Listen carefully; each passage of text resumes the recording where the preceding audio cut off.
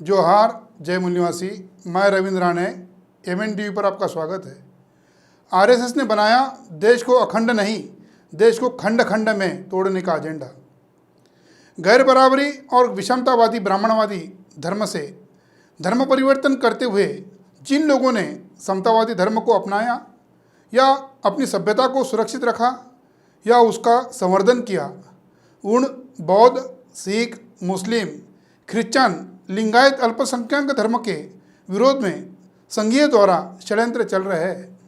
यही समतावादी धर्म उनके तथाकथित हिंदू राष्ट्र के बीच के रोड़े बनकर तैयार है। मूल निवासी बहुजन समाज से धर्म परिवर्तित किए मुस्लिम, क्रिश्चियन लोगों के विरोध में CA, NRC, NPR जैसे कागजी घोड़े नचाकर मुस्लिम, क्रिश्चियन समुदाय को ही नहीं, जो ब्राह्मण धर्म को मानता नहीं है, उन्हें भारत के दुय्यम नागरिक बनाने का षड्यंत्र रचाया जा रहा है। जब शाहीन बाग में मुस्लिम महिलाएं पुरुषों के द्वारा आंदोलन की शुरुआत किया तो उसे बदनाम किया गया। विदेशी ताकतों का हाथ है ऐसा ब्राह्मणवादी मीडिया ने प्रचार किया। ऐसा ही किसानों के आंदोलन के बारे में ब्राह्मणवादी मीडिया भ्रम फैला रहा है।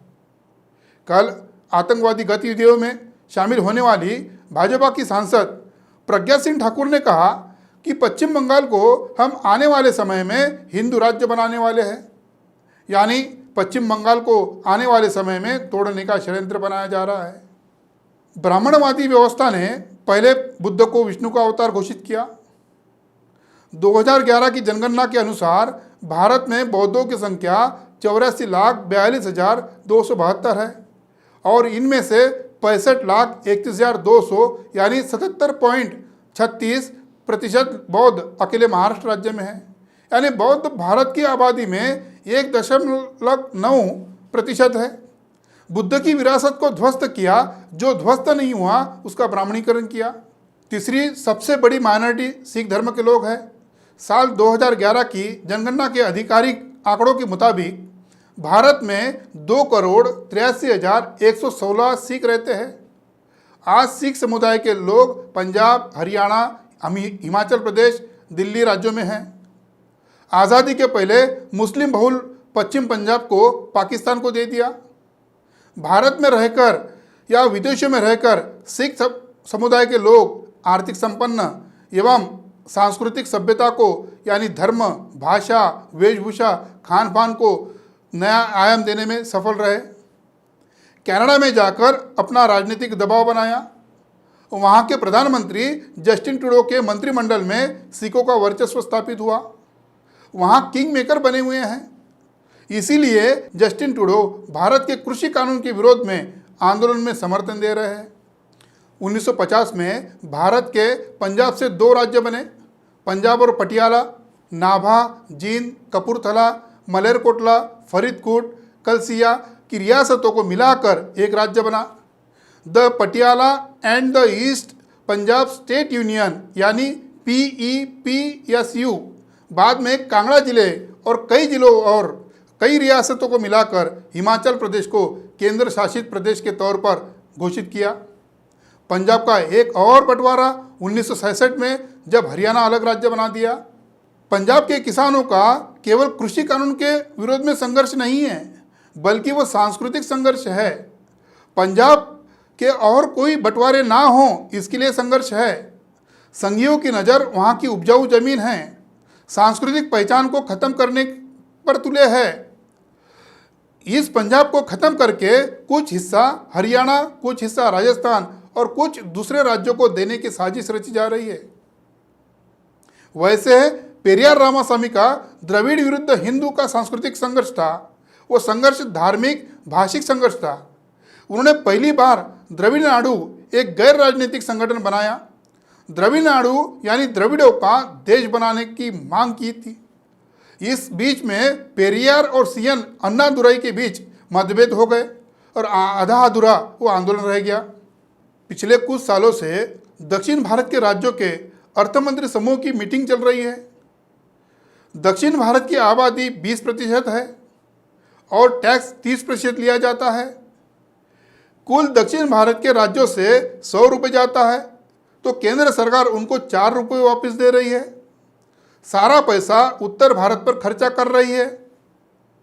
उनकी अंदर अंदर सांस्कृतिक और आर्थिक संघर्ष के रूप में फिर से द्रविड़ अलग राष्ट्र की मांग कर उभर कर आ रही है।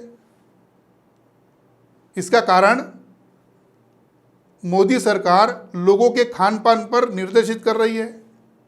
दक्षिण भारत में बीफ खाया जाता है और जबकि उत्तर भारत में भाजपा के लोग इसका चुनावी मुद्दा बना रहे हैं। उसका दूसरा कारण यह भी है, दक्षिण भारत के लोग जस्टिन कर्नन को अपमानित करने के मामले में उत्तर भारतीय जजों के रवैये से दुखी है। उनका मानना है कि भ्रष्टाचार के खिलाफ आवाज उठाने वाले कर्नन को उत्तर भारत के जजों ने परेशान किया। तीसरा मामला जंतर मंतर पर आंदोलन करने वाले तमिल किसानों से जुड़ा हुआ है। दक्षिण भारत के लोगों में संदेश जा रहा है कि पेरियार के आंदोलन से खफा होने वाले उत्तर भारत के लोगों ने जानबूझकर तमिल किसानों की मांगों को नजरअंदाज किया।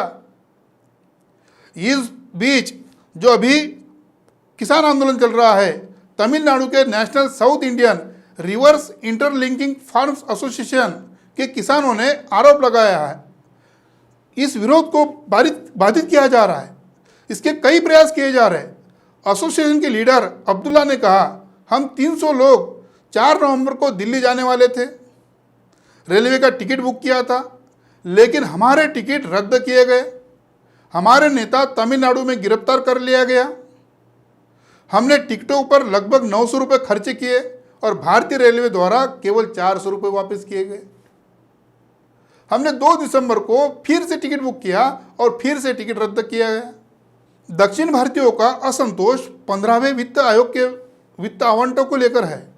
दरअसल अब तक 1971 की जनसंख्या के आधार पर राज्यों को वित्त आवंटन होता रहता है, लेकिन इस बार 2011 की जनगणना के अनुसार राज्यों को वित्त आवंटित करने का प्रावधान किया गया। 14वें वित्त आयोग की रिपोर्ट पर आधारित इकोनॉमिक्स एंड पॉलिटिकल वीकली की एक रिपोर्ट है।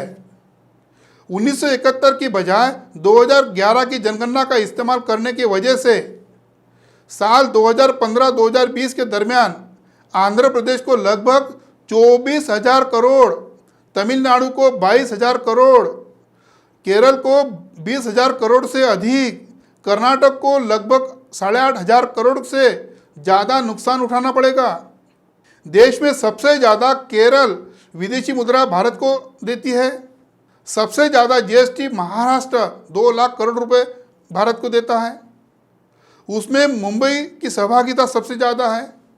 महाराष्ट्र को जीएसटी के वापस में 100 रुपये में से 15 रुपये मिलता है।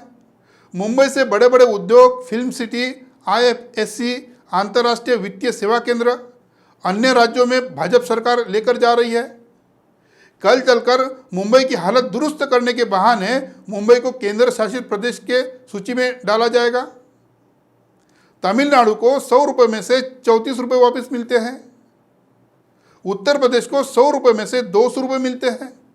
बिहार को 100 रुपये में से 400 रुपये वापस मिलता है।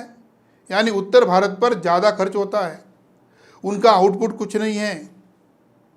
उसका कारण यह भी है कि धार्मिक और जातीय संघर्ष बड़े पैमाने में उत्तर भारत में आज भी है। सामंतवादी प्रवृत्ति से अमीरी गरीबी की खाई बनी हुई है। भारत में आने वाले समय में सांस्कृतिक आर्थिक संघर्ष होना तय है। संघी विरोधियों को टुकड़े टुकड़े की गैंग कहती है, मगर उल्टा यही लोग इस देश के टुकड़े टुकड़े करने के लिए तैयार है और यही टुकड़े टुकड़े की गैंग बनी हुई है।